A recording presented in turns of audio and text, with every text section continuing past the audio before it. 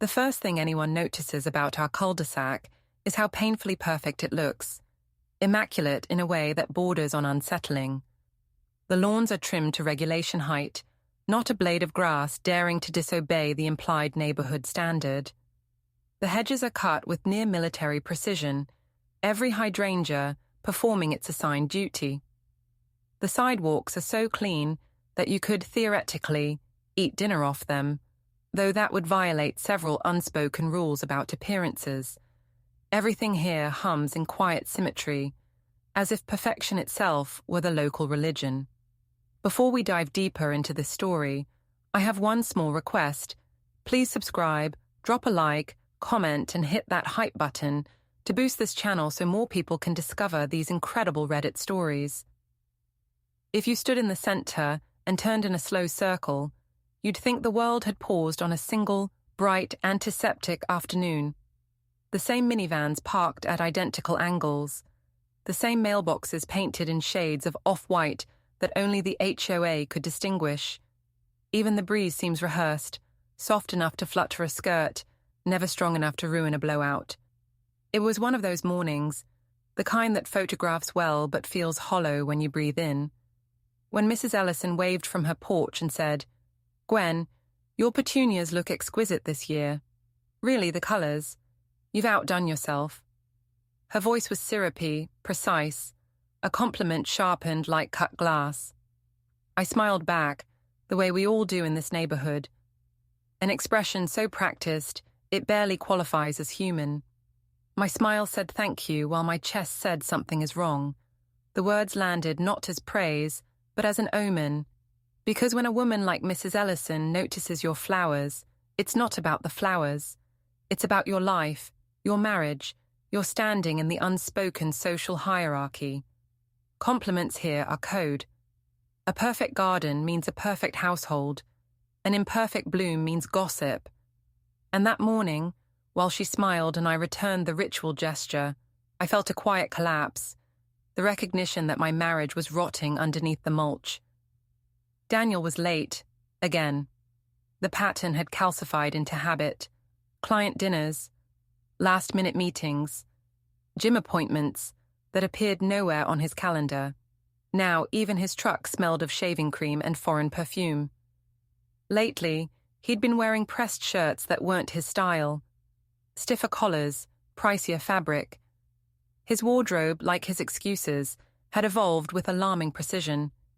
You can map infidelity the same way you map weather patterns, subtle temperature shifts, wind direction, pressure changes. I could almost see the front moving in. I adjusted the strap of my crossbody bag, feeling the weight of my phone against my hip. It had become my only reliable witness. Linda's backyard, where the neighborhood barbecue was being staged, could have doubled as a film set. Everything was arranged for an illusion of spontaneity, the tables forming a casual semicircle that just happened to highlight Linda's new outdoor furniture. The umbrellas were spotless, the napkins folded with militaristic precision. Even the drink coolers gleamed, filled with artisanal sodas no one actually liked but everyone pretended to appreciate. Neighbors drifted through the yard, their laughter lacquered with politeness. It was the sound of people performing friendliness while quietly calculating social credit. You could practically hear the mental math. Who owed who an invitation? Who was due for exclusion next? "Gwen, you made it!" Linda's voice cut through the chatter like a dentist drill. Too bright, too wide, a smile stretched thin over insincerity. Of course I'd been invited late. I was always invited late now, the social equivalent of a placeholder. She had probably remembered me halfway through arranging the seating chart, the thought blooming not out of friendship but obligation. "Include Gwen, it looks better." Her hand brushed my elbow, a gesture that could pass for affection, but really meant, stay in your lane. I smiled the appropriate smile and drifted toward the grill, the place where men pretended to cook and women pretended not to notice how often those men stared elsewhere. Daniel arrived 10 minutes later. Punctuality, I'd learned, can also be a performance. He moved through the crowd like someone entering a courtroom he already expected to win. Confident, composed, calculated. Traffic was ridiculous, he announced, as if the whole gathering had been waiting for him. He didn't look at me, not directly. His eyes skimmed the crowd and landed on the far end of the yard, where Ava, in pastel workout gear that seemed designed for admiration, stood laughing at something no one had said. Her laugh was new. His reaction was not. For weeks, I'd been tracing the evidence in silence. The turned phone, the late-night messages, the scent of something floral that didn't belong to me. But the barbecue was different, public, performative. It was the perfect stage for a small test. I waited until he was at the grill, spatula in hand, face lit by the flickering orange of the coals. He looked like a man reenacting competence. I stepped close so that only he could hear me. "Hey," I said softly, "can I see your phone for a second?" His head snapped toward me, laughed too quick. "For what?" "Just something I thought I saw." I kept my tone light, casual, but my pulse beat against my throat. He hesitated. Just a second, but enough. Then his hand darted to the counter, snatching the phone and slipping it into his pocket. The motion was subtle, but in a cul-de-sac like ours, even subtlety has an audience. Mrs. Ellison tilted her head, pretending not to stare. Mr. Patel shifted his drink from one hand to the other, the universal signal of someone witnessing a scene but claiming neutrality. I could feel their curiosity prickling at my skin like static. Linda, always attuned to social opportunity, swept in with the precision of a paramedic at a staged accident. "Gwen, honey, you look flushed," she said, her tone engineered to sound maternal. "Maybe you should sit down. You've been so tense lately." Her words carried the undercurrent of accusation disguised as care, the weaponization of concern. I smiled sweetly, the same weapon, reversed. "Oh, Linda," I said, tilting my head, "your Botox must be wearing off. I can almost see your concern trying to form an expression." Gasps, a stifled laugh, a few turned faces pretending to find the potato salad fascinating. The balance of power shifted just slightly, enough for me to breathe again. Daniel's jaw clenched. He muttered something about getting more ice, the modern husband's exit strategy. I let him go. Watching someone retreat is more satisfying than confrontation.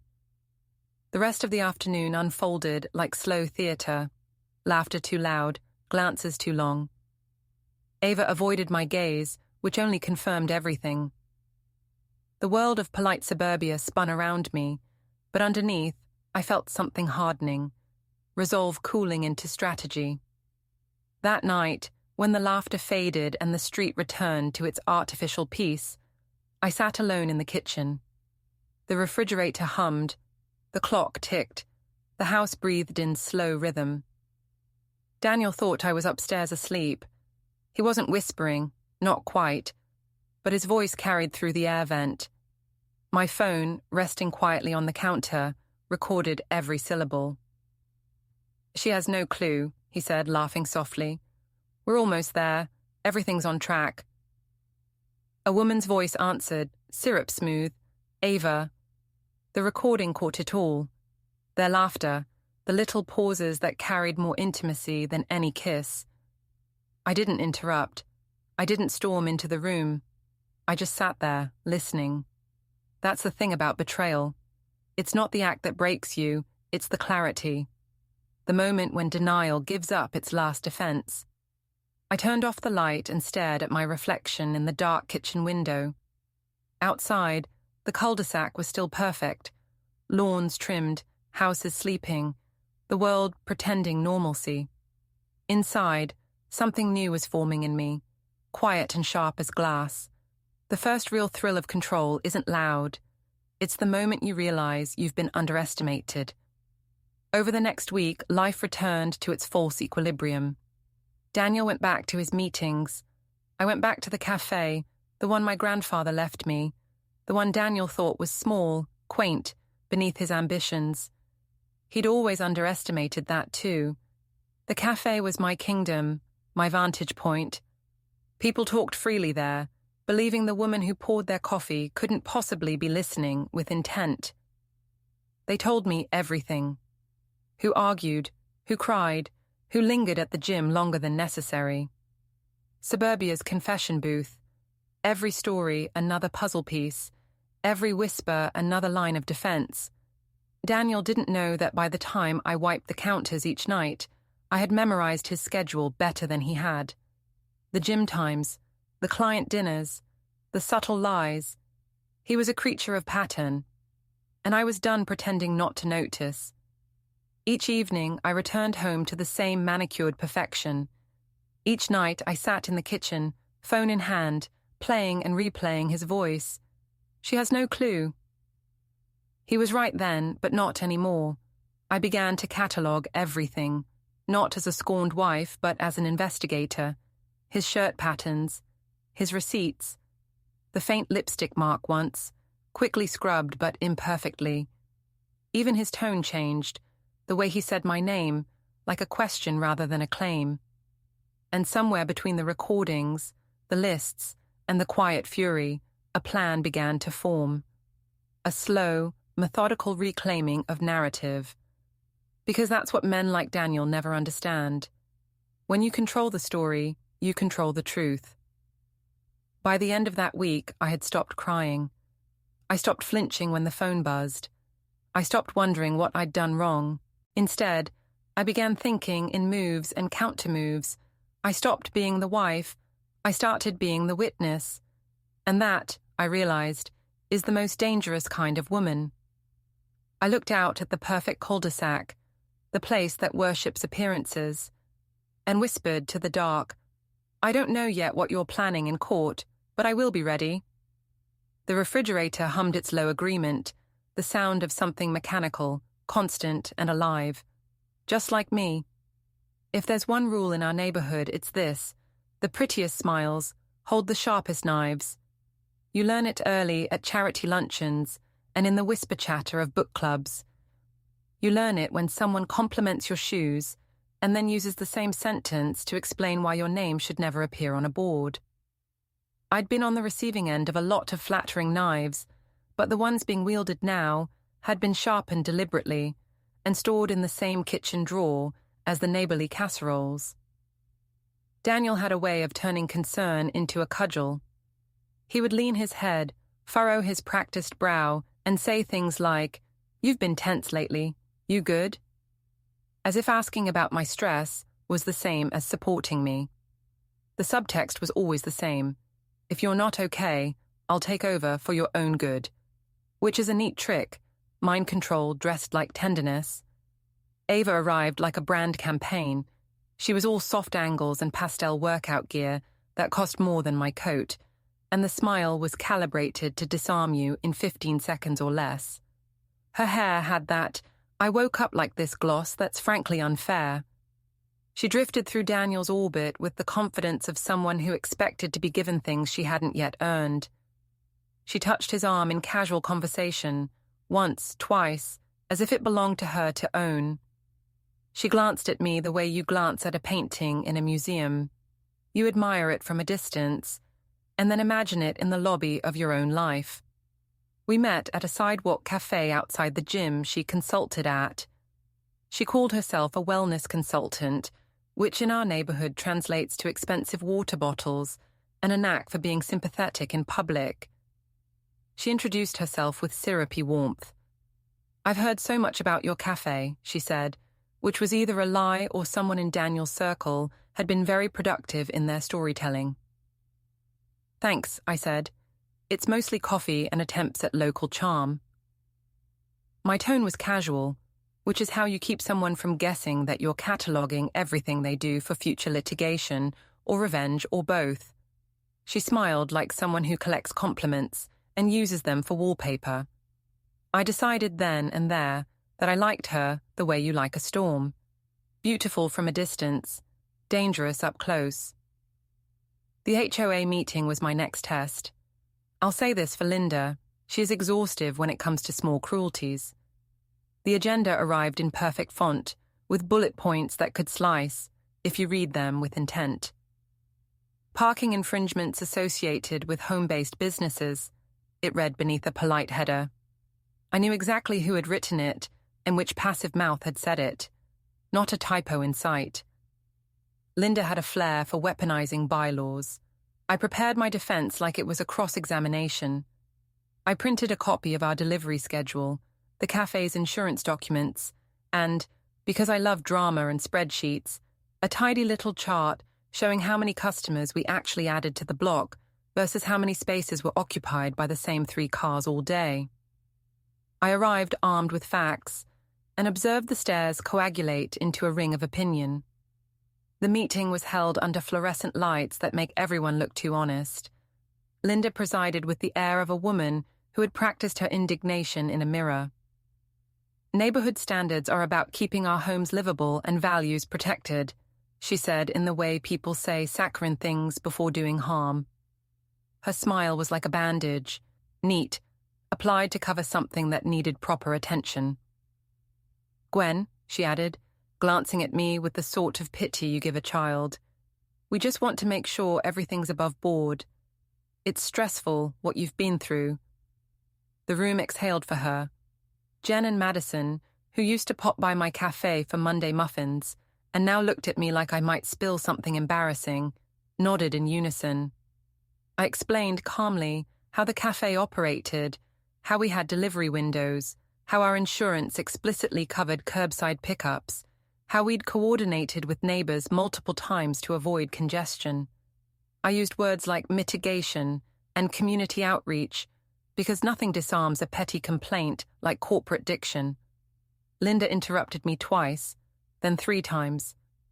Each time she framed my interruptions as evidence of a temperament that needed management.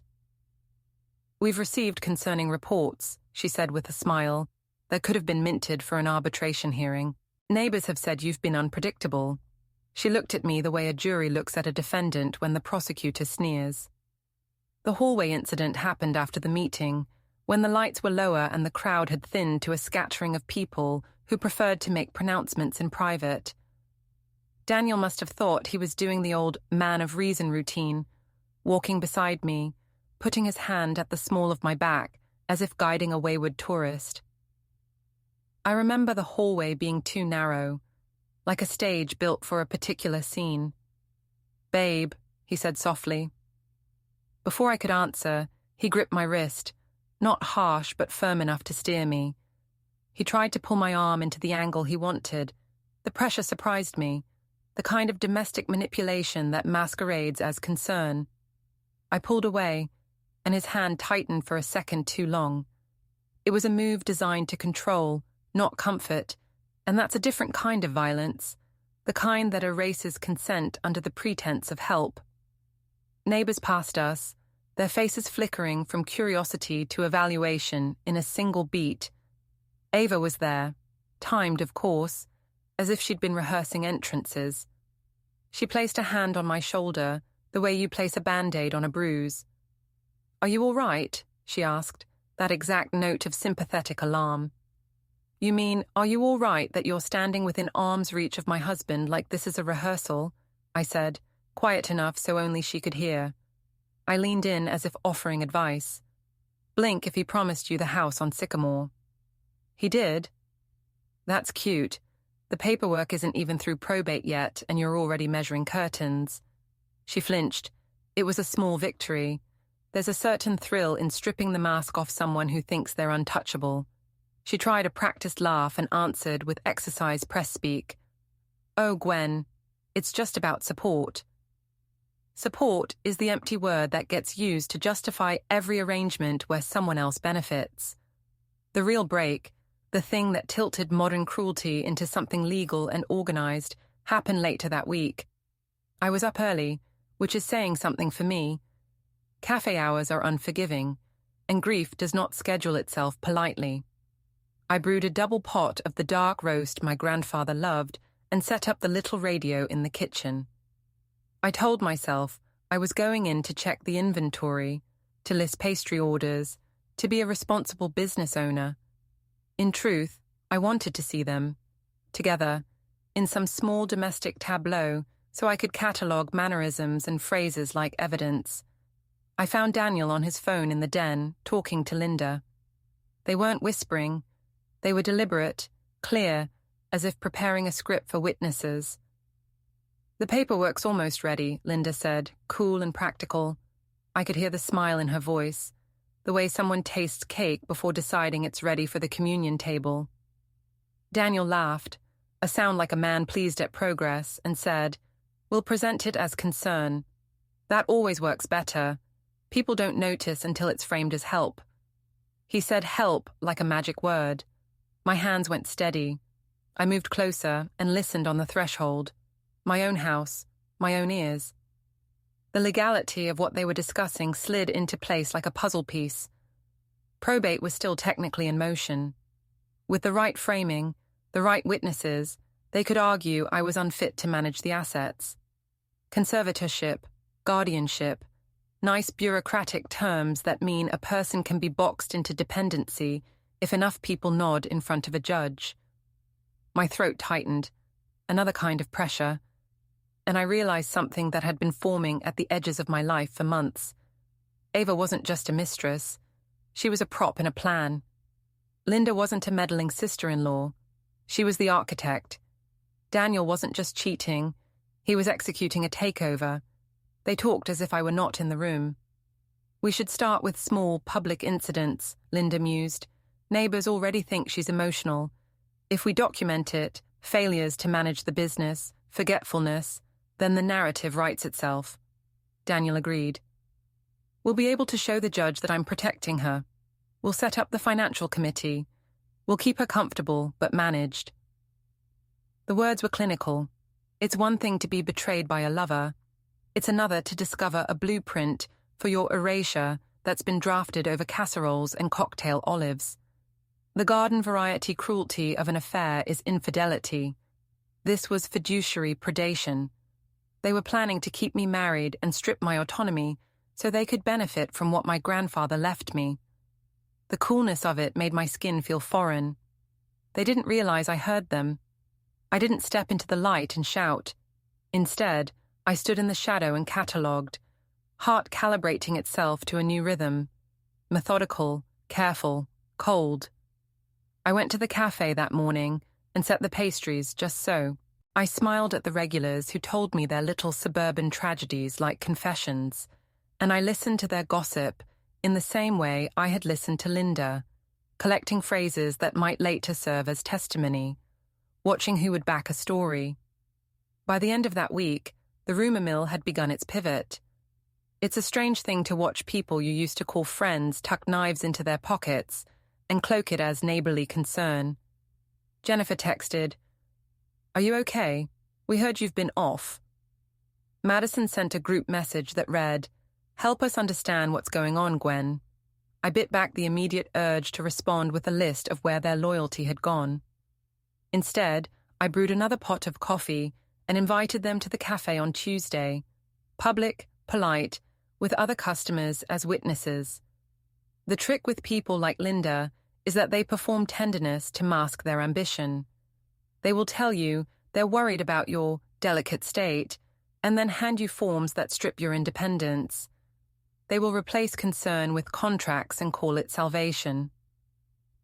That night, after the cafe closed and the last of the regulars left with pockets full of lemon bars and stories, I sat on the counter and listened to the hum of the soda cooler, the same way I used to listen to my grandfather's stories. He had taught me how to read people the way one reads an inventory list. What's missing, what's overstocked, where the leaks are. I thought about his little bungalow, the cafe's brass bell, the way his watch had always been set to the time of his first cup of coffee. I started to make a list in my head. Witnesses I could call, documents I needed, the small legal records I'd pull to prove the cafe's normal operations. I would not rely on emotion. I would make a paper trail. I would gather community members who'd seen our hours, our deliveries, our receipts. I would record. I would catalogue. If they wanted to play a game of optics, I would become the one who controlled the optics. When I went to bed that night, I lay awake and thought about how many thin knives are sharpened in small smiles. I thought about Ava placing her hand on Daniel's arm as if it was a down payment. I thought about Linda folding concern into legalese. I replayed their words. The paperwork's almost ready. Like a metronome. It was a cadence of inevitability, and I would have none of it. I was tired but not broken.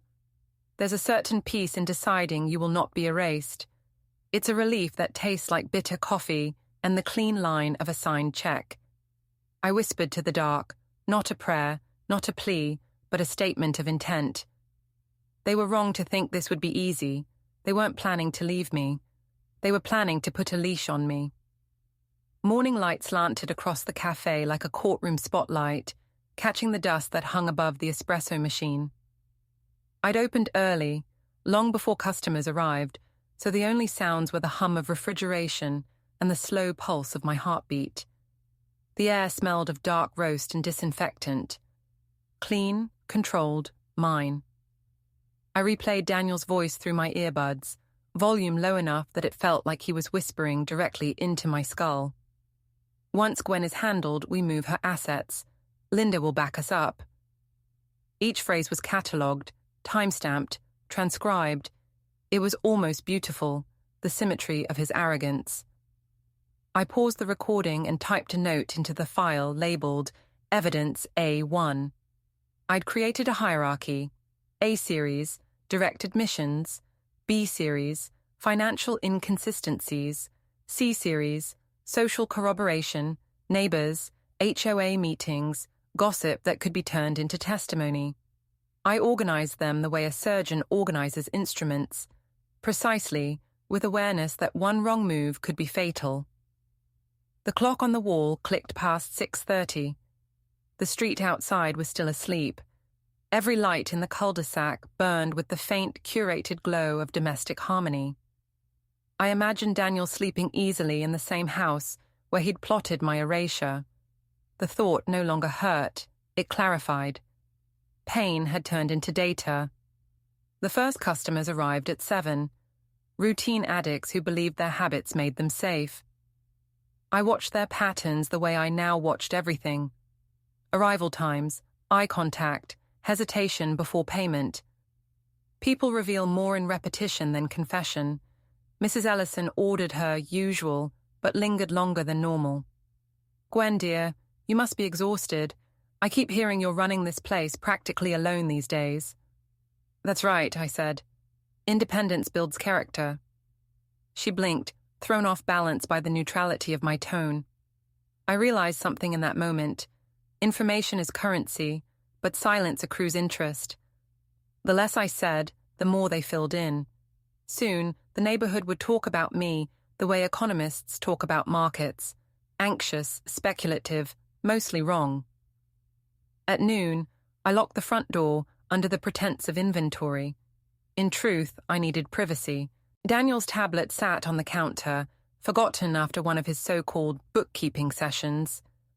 He'd never realized that logging out of cloud storage required 2 steps. I'd found the loophole weeks ago. The screen came to life with a gentle chime. Sterile, corporate, guilty. His folders were labeled with the bland efficiency of a man who thought organization equaled innocence. Work docs, fitness, photos, vision board. The last one caught my eye. Inside were mood boards of a life that looked familiar, but subtly wrong. My grandfather's cafe redesigned in pastel branding. My bungalow staged like a real estate listing. Captions under photographs reading, post-renovation potential. And beside them, Ava. Her smile pasted into mock-ups of lifestyle campaigns. Her name tagged next to the word partner. He had built a future by cutting me out of the frame. I scrolled further. Screenshots of my text messages, selectively cropped. Notes labeled Gwen volatility. Examples. My throat tightened. It wasn't paranoia anymore. It was architecture. The documents showed dates, signatures, drafts of affidavits prepared by Linda. Their plan wasn't impulsive. It was procedural. I closed the tablet and set it gently on the counter, the way you return a weapon to its sheath. That night, I sat in my car outside Ava's apartment complex. The parking lot shimmered with sodium light, and the air smelled faintly of chlorine from the pool. The van idled quietly, cafe logo stenciled on the side, an unremarkable disguise. Through her second-floor window, I saw movement, pastel silhouette, the glow of a phone, the shape of a woman rehearsing her life in real time. She was the kind of person who curated everything, meals, smiles, tragedies, into manageable squares for public consumption. I wasn't angry anymore.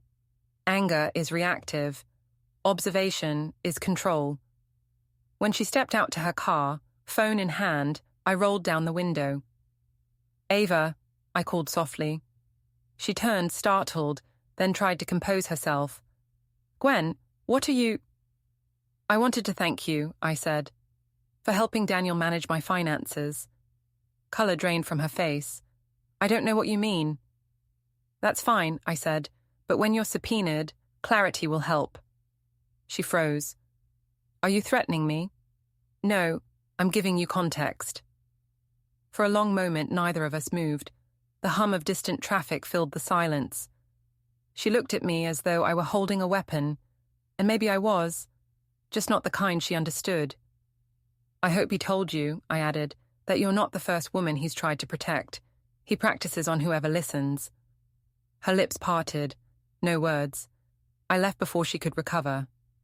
Back in the car, I wrote a single sentence in my notes app. Fear expands faster than gossip. By morning, I knew she'd text Daniel a panicked summary. I didn't need to intercept it. The reaction was the point. The cafe felt different the next day. Cleaner, colder, like a crime scene after evidence collection. I brewed my coffee stronger, the way my grandfather had when something troubled him. He used to tell me, "A good roast takes attention, not heat. Heat just burns things faster." I thought of that often now. Attention without fire. That was my new creed. I opened my laptop and began mapping Daniel's movements on a spreadsheet, gym check-ins, work calls, travel receipts. Patterns emerged, neat and predictable. Every liar has a rhythm. Mondays and Thursdays aligned with Ava's consulting sessions. Tuesdays with Linda's committee meetings. Weekends were left blank, but bank transactions told their own story. Hotel charges, duplicate dinners, the occasional florist receipt.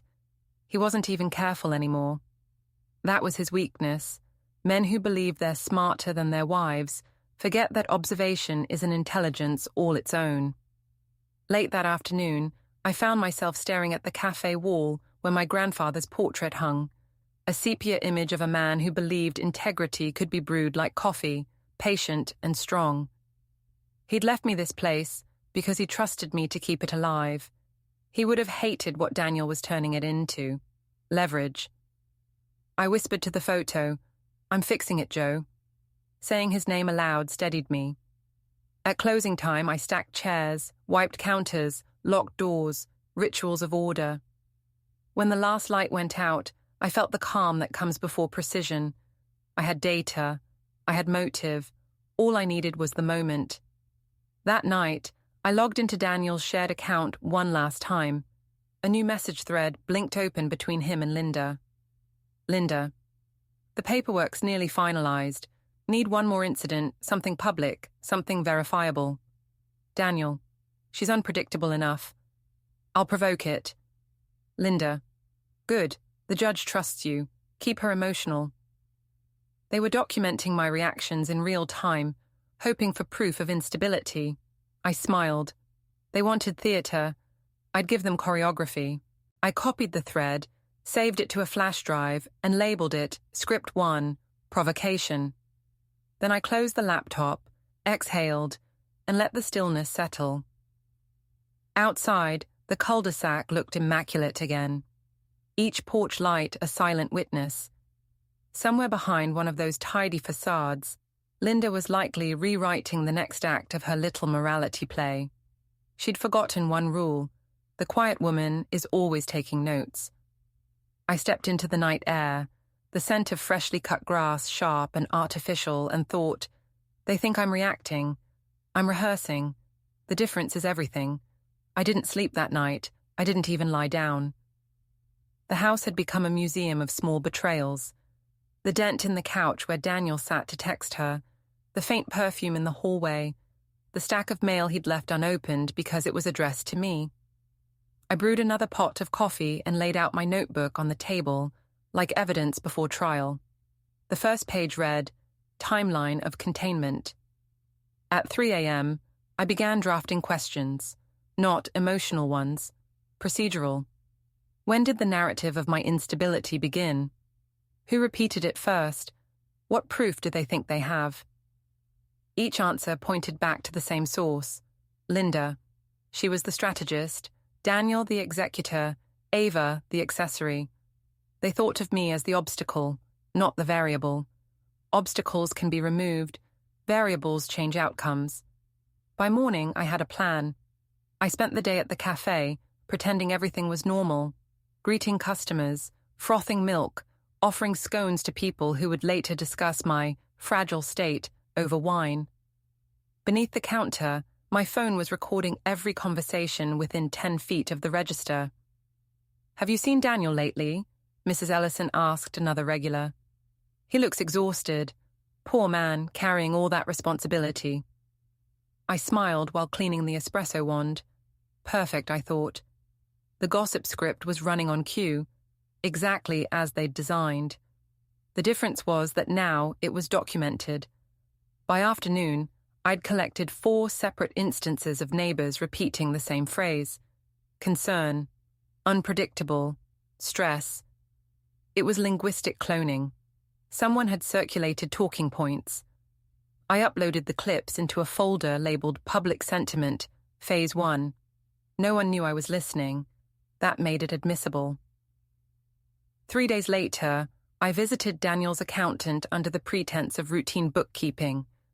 She was a practical woman in tortoiseshell glasses who believed math was neutral. Just checking that our filings are aligned, I said, sliding over the folder of documents I'd compiled. She smiled, relieved to deal with numbers instead of drama. Of course. Daniel said you were taking a step back from the business.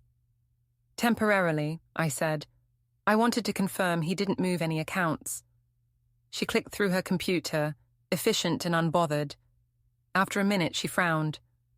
That's strange. There's a secondary authorization listed here. Not you. Linda, Eckers? I leaned forward. She's not family. She's labeled advisory trustee. Must be a mistake. No, I said softly. It's exactly what it's supposed to be. She hesitated. Should I? Leave it, I said, for now. When I left the office, the cold air felt surgical. They were already restructuring my finances under the pretense of help, a quiet theft disguised as stewardship. Driving home, I remembered the first time Daniel had used that word, help. It was 3 years earlier, after my grandfather's funeral. I'd been standing in the cafe's kitchen, still wearing black, trying to balance invoices through tears. Daniel had walked in, gentle voice, hand on my shoulder. Let me help. You've got too much on your plate. Back then, it had sounded like love. I hadn't noticed the way his eyes flicked to the paperwork, the ownership forms, the safe. He wasn't offering comfort. He was assessing access. Now I could see it clearly. Every favor had been reconnaissance. That night, I returned to the house late and went straight to his office. Daniel's study was an advertisement for control. Polished desk, labeled binders, the faint smell of cedar polish. I opened drawers with surgical patience. In the third one, I found it. A leather-bound notebook, old school, the kind he used when he wanted to look serious. The cover was embossed with his initials. Inside, financial notations, schedules, contact lists. But halfway through, the content changed. Headings appeared in red ink. Phase 1, social repositioning. Build consensus, unstable, erratic, financially negligent. Phase 2, legal oversight, petition for conservatorship, public optics, concern. Phase 3, asset transition, move holdings into joint advisory fund, Linda, trustee. My fingers traced the indentation of his pen strokes. This wasn't carelessness, it was arrogance bound in leather. I photographed every page, then closed the notebook exactly as I'd found it. For the first time, I understood the full scope. He wasn't improvising. He was executing a pre-planned acquisition. I was the merger he intended to dissolve. Information without timing is useless. I needed precision. Friday evening, he came home later than usual, smelling faintly of gin and designer soap. Rough day, he sighed, loosening his tie. We should talk about simplifying things, Gwen. Maybe sell the cafe. I looked up from my laptop. Sell it? It's too much for you. It's sentimental, I get that, but maybe... Maybe what? He smiled thinly. You're under pressure. I can take it off your hands. I closed the laptop slowly. Of course you can. He mistook calm for compliance, a common error. He didn't notice the small blinking light on the table beside us, my phone recording every syllable. When he went upstairs to shower, I whispered to the device, Exhibit C7, timestamp 1943, coercive framing disguised as concern. The next morning, I uploaded it to the archive. Over the weekend, I invited Jen and Madison, former friends turned cautious observers, for coffee at the cafe. I wanted to thank you both, I said, placing muffins on the table. For checking in, it means a lot. Jen shifted uncomfortably. We just worry about you, Gwen. Of course you do. Madison leaned forward. Daniel says you've been overwhelmed. Did he? I asked, smiling. What else did he say? They exchanged glances. Nothing specific, just, he's trying his best. I nodded, pretending gratitude. That's good to know. What they didn't realize was that the cafe's overhead microphones were connected to the same recording system that logged transactions. Their sympathy would soon become documentation of collusion. After they left, I sat in the empty cafe and listened to their voices play back. They thought they were rescuing me. Really, they were corroborating me. Sunday evening, Ava called. Her voice trembled through the speaker. Gwen, can we talk? I let silence stretch. About what? I didn't know, she said. He told me you were unstable, that you needed guidance. I thought he was protecting you. I said nothing. He said Linda was just handling paperwork. I swear I didn't know about the trust. You didn't ask, I said. That's different from not knowing. She started crying softly. He said he loved me. He loves control, I said. You were just the next version. More silence. Then she whispered, What are you going to do? Document. She exhaled shakily. I can give you screenshots, messages. That would be helpful. By the time we hung up, she had sent 10 screenshots. Flirtations that turned into strategy sessions, financial notes disguised as pillow talk. She was unraveling, and her unraveling was my acceleration. Back at the cafe, I compiled everything. Daniel's ledger, photographs, Linda's emails, cloud copies, Ava's screenshots, audio clips from the neighbors. When layered chronologically, the pattern became unmistakable, a conspiracy of caretakers. At 2 a.m., the printer hummed steadily as pages emerged. Dates, names, quotes, signatures. I arranged them in binders labeled Exhibit Set 1, the framework of erasure. The sheer neatness of it felt obscene. People think crime is chaos. It isn't. It's order serving the wrong master. 2 days later, Daniel confronted me. He must have sensed the shift. Predators always do when prey stops flinching. You've been quiet, he said, leaning against the kitchen counter. Should I be worried? No, I said. You should be careful. He laughed softly. That sounds like a threat. It's advice. He tilted his head, studying me. You know, people are starting to wonder about you. Maybe talk to someone. A professional. That's convenient, I said, considering your lawyer already drafted the paperwork.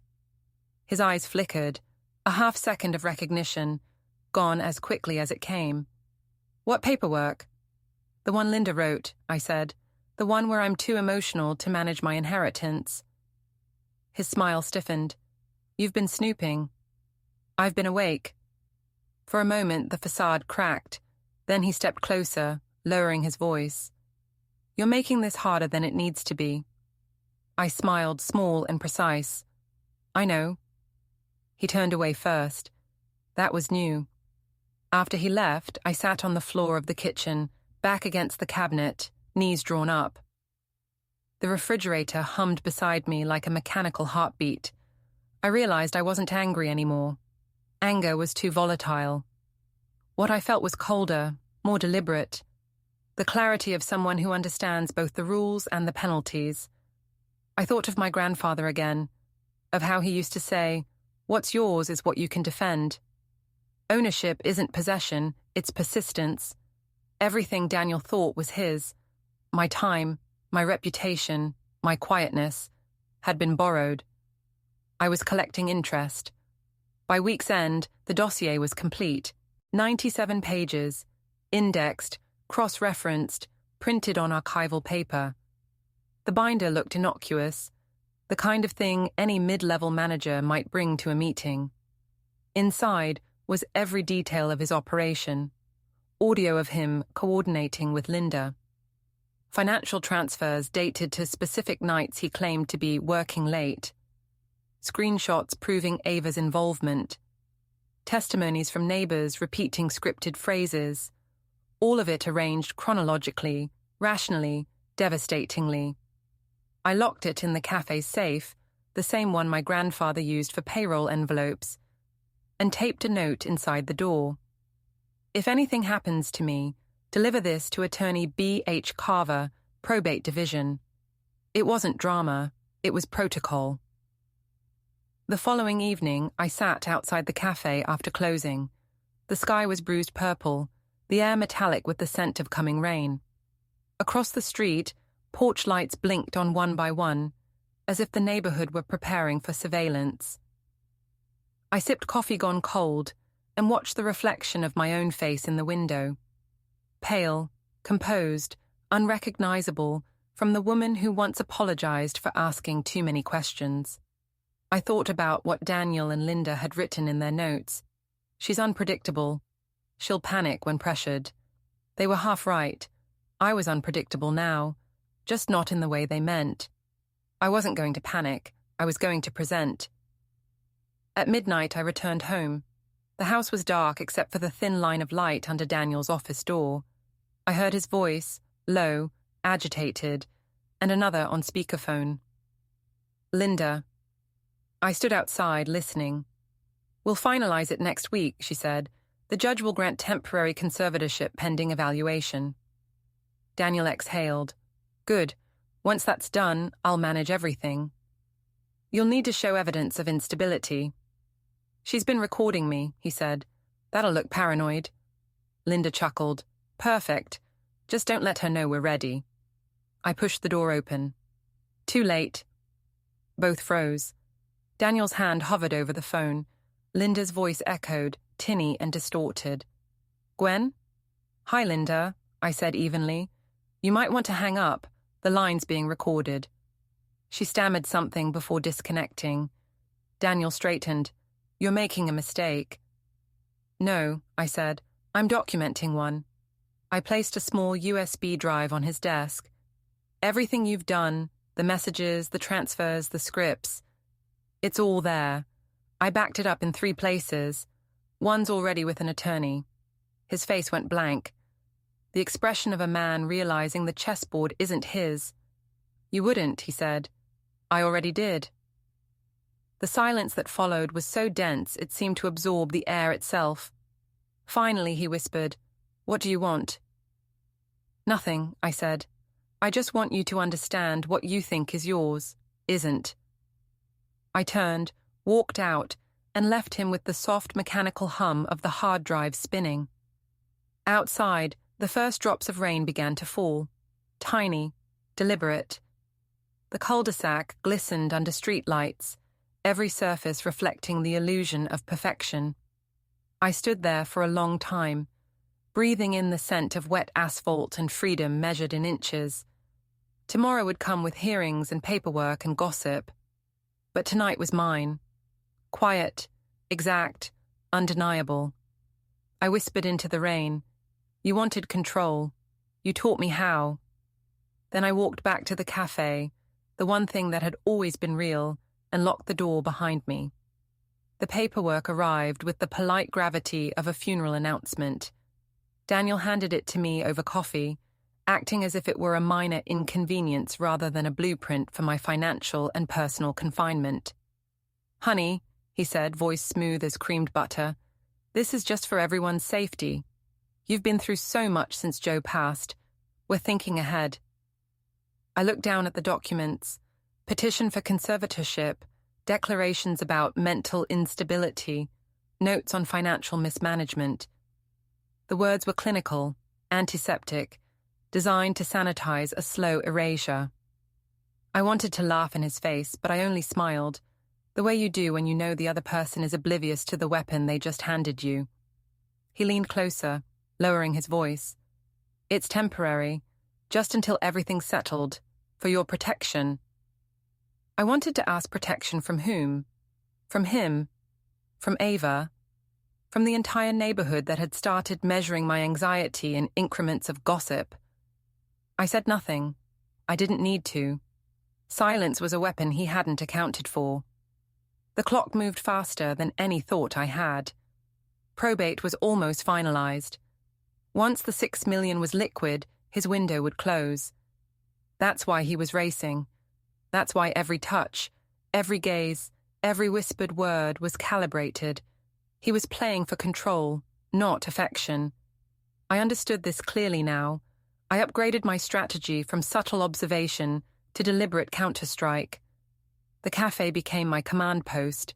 I stayed late, monitoring, organizing, preparing. I imagined every potential witness, every misstep they might make, every line I could use to publicly shatter the carefully curated illusions of Daniel and his allies. That night, I stayed after closing, lights low, brewing a fresh pot of Joe's favorite roast. I moved between tables and counters, my fingers brushing receipts, menus, and the brass bell that rang with every customer's arrival, noting the rhythm, the sound. I wanted calm, but not peace.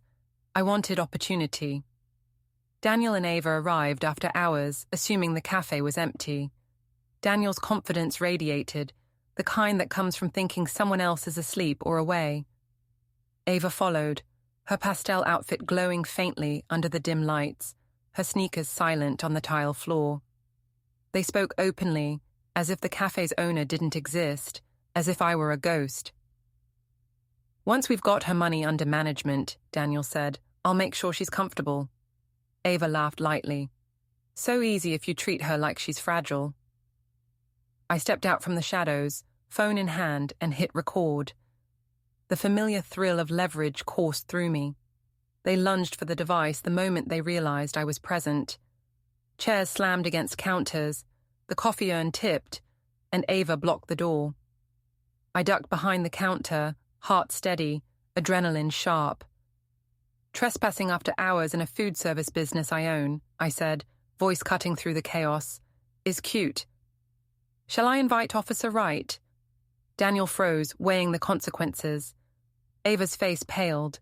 For the first time, their dominance slipped. The recording now held the clean, first-person proof of their entire conspiracy, mocking me, planning my financial erasure, plotting to replace me. The audio of Daniel laughing, calling me the dumb waitress, and bragging about, "We'll drain her, she won't even see it coming," was mine. Legal, undeniable, perfect. I tucked the phone into my pocket as I guided them out the back, keeping my voice calm, deliberate. By the time they left, soaked with the humiliation of being caught red-handed, I felt a cold, satisfying clarity. They had underestimated me.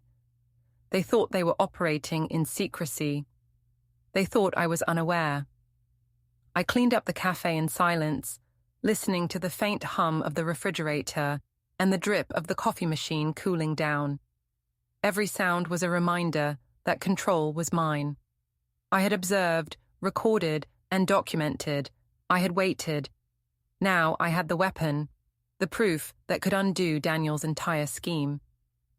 I sat at the counter, hands wrapped around a mug of coffee, and thought about the courtroom. The judge, Daniel's golfing buddy, would soon witness a performance they couldn't ignore. I already planned my approach, the timing, the words that would cut through every polished smile and lie. Cliffhanger thoughts circled my mind, precise and deliberate. This wasn't just cheating. This was methodical, premeditated, and designed to erase me. They weren't bluffing. They were orchestrating my life. I whispered to the quiet cafe, confident and unyielding, "See you in court." Daniel had laughed when I said it in my mind, thinking it idle bravado. He was wrong. I wasn't bluffing. I had proof, precision, and patience. And for the first time, I felt the thrill of inevitability. The game had changed. I had the upper hand. The night stretched on. The cafe was silent, the counters gleaming, the coffee cooling. Outside, the neighborhood continued its pretense of perfection, unaware that the very people orchestrating my containment had just been exposed, in a controlled, deliberate way, in a space they believed I would never enter. I let the silence settle, feeling the weight of anticipation in my chest, the calm before the storm. Daniel would not see it coming. The audio, the preparation, the observation, it was all aligned, and I would win. I whispered one last time, to no one but the night. Yes, I did, just not the way he expected. The courthouse smelled like old air and disinfectant, a combination that could make anyone question their sanity. It was exactly the kind of setting Daniel thrived in, predictable, procedural, built to reward whoever looked the calmest. He arrived early, of course, in his tailored navy suit that still managed to look smug even under fluorescent lighting. Linda trailed behind him, perfectly pressed and smug, and Ava sat a few rows back, trying to look like supportive wallpaper. I walked in with my head high, and my hair pinned in place so tightly it could have held its own in a storm. I was shaking inside. Adrenaline, not fear. But I had learned to let my nerves masquerade as poise. A lifetime in suburbia trains you for this. Never let them see you flinch. The judge, an old golf buddy of Daniel's, smiled as if this were a casual social call. "Mr. Hawkins," he said, "good to see you. How are you holding up?" The familiarity stung, but didn't surprise me. I could see Daniel relax slightly, shoulders dropping as if gravity favored him. His lawyer, a man who looked like he practiced empathy in the mirror, opened with exactly the tone you'd expect from a predator pretending to be polite. "Your Honor, this case is not about punishment. It's about protection. Mrs. Hawkins has been under great emotional strain. We're concerned about her ability to manage significant financial responsibilities." He gestured to me like a teacher introducing a student who'd failed an exam.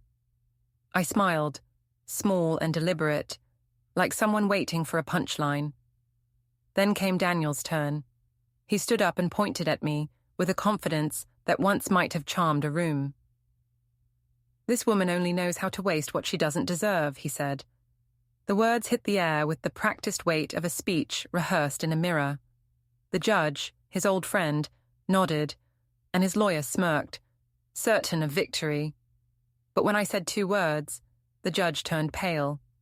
"Play recording." My attorney, technically more of a consultant I'd hired for optics, pressed the button. The sound filled the room. Daniel's own voice, unmistakable, confident, dripping with arrogance.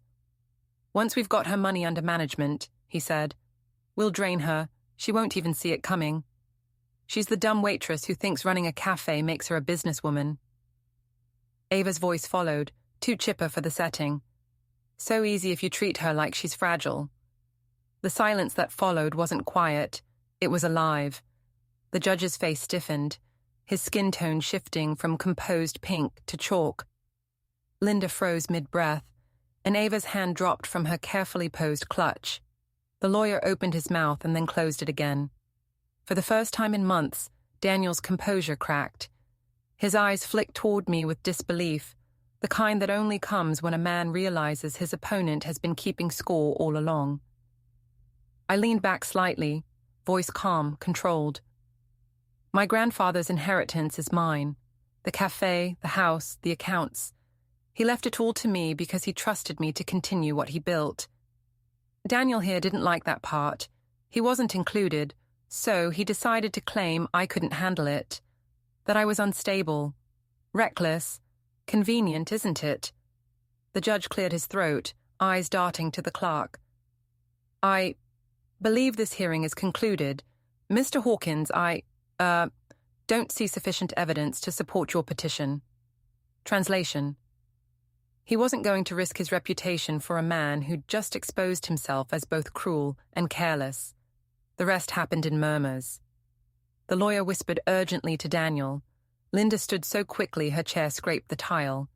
Ava sat frozen, wide-eyed, realizing she was part of a public humiliation that would live in whispers long after this hearing. I gathered my papers, took my time, and met Daniel's eyes. His anger was wordless, sharp, and useless. I didn't need to win the court. I only needed to destroy the illusion of his control.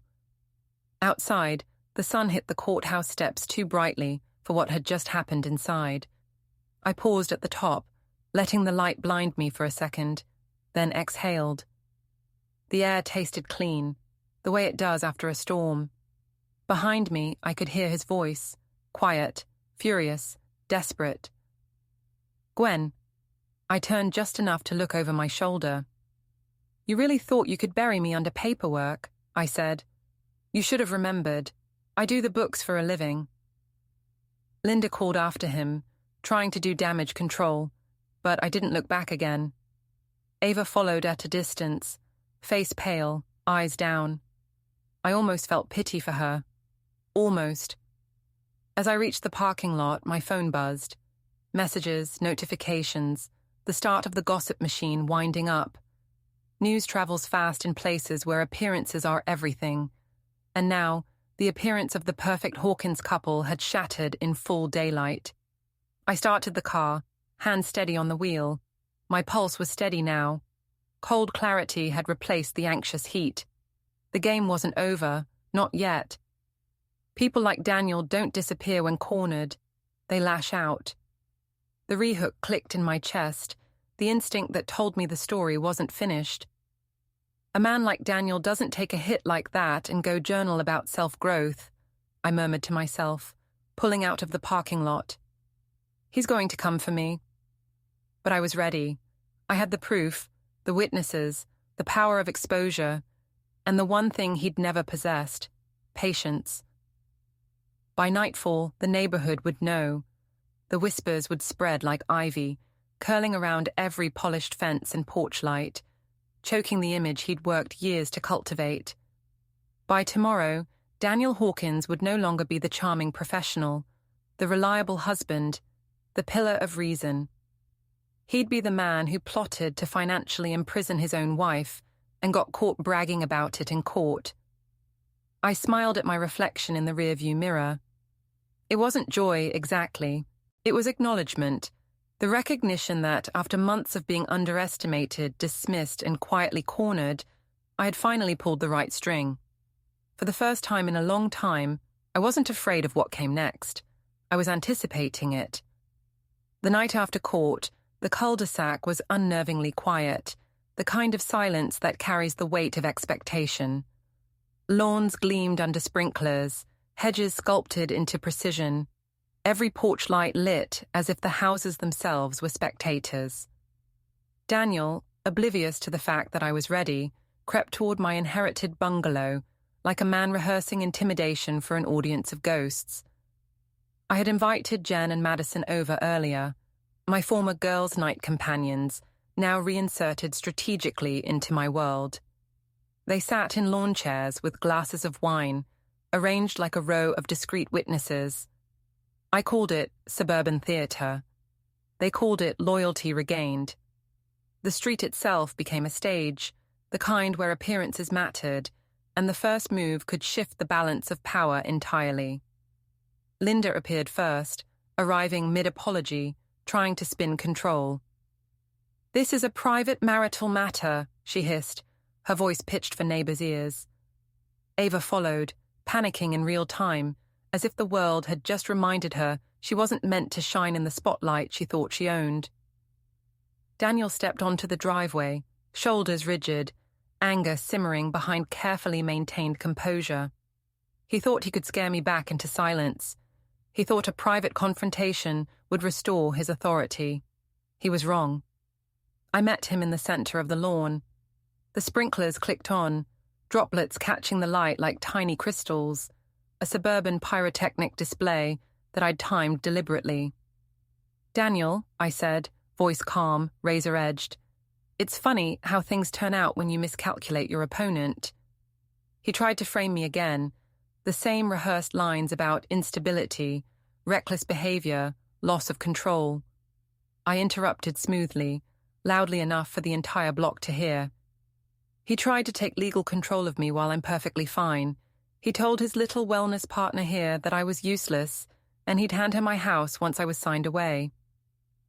Linda sat around a kitchen island, practicing lines about how I can't manage my own money. Neighbors peeked through windows, cameras clicked on, the silent witness network activating as intended. Daniel's face tightened.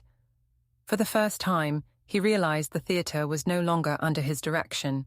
He lunged toward my phone, hoping to silence me, but I stepped in close, too close for him to be comfortable. He flinched. The reversal, the predator shrinking, was exquisite.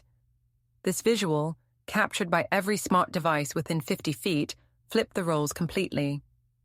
I reached for the center of the lawn, holding his prized work tablet in one hand, his tailored suit jacket in the other. The sprinklers soaked them instantly. Water pooled around the tablet and jacket, ruining the sleek surfaces he so carefully curated. Calmly, I announced, "This is what control slipping looks like, Danny." Linda screamed about HOA property values. Ava's mouth opened and closed like a fish, realizing that the social position she assumed she would inherit was evaporating before her eyes. The neighbors recorded everything, their fascination sharp, and the social network shifted with a velocity that even I could barely keep track of. Daniel stood there, soaked, impotent, exposed. The social and professional capital he had treasured, the image, the influence, the appearance of calm competence, dissolved like sugar in rain. He was free in the legal sense, yes, but powerless in every other way that mattered. I let the moment stretch, savoring the clarity of victory. The courtyard had become a courtroom, a stage, and I the judge of appearances, narrative, and consequence. Suburban gossip would carry my triumph faster than the sprinklers carried the water. By morning, Daniel would be radioactive in every social circle he had ever dominated. I glanced at Ava. She saw herself for the first time as I had described, disposable, a prop, a tool for someone else's scheme. Her fantasy world of engagement rings, vision boards, and carefully planned Instagram moments collapsed visibly, publicly, irreversibly. I did not smile. Villainy is a posture, not a reaction. I relished the fear, the recognition, the precise clarity of a lesson taught. The neighbors watched, recorded, whispered, and judged, and I stood, unbroken, unyielding, in control of everything that mattered. My cafe, my property, my money, and the narrative itself. Daniel's attempts at redemption, intimidation, or negotiation failed before they began. His reputation, carefully cultivated over years, evaporated in real time under the fluorescent glow of suburban surveillance. Linda's influence fractured. Ava's social aspirations lay in ruins. And I had become the singular force no one dared underestimate. I was the storm that moved through the cul-de-sac with purpose, precision, and a public demonstration of consequences. I had claimed my narrative, my legacy, and my autonomy with a clarity that required no apology, no softening, no epilogue. The sprinklers hissed. The street was alive with murmurs, cameras, and whispers. I stepped back onto the walkway, letting the chaos settle around me like a cloak. I didn't retreat. I didn't forgive. I didn't pause. I simply stated it, for anyone who doubted what had just happened, for anyone who would attempt to cross me again. Now he finally understood me. The night held its breath. The cul-de-sac would never forget, and neither would I.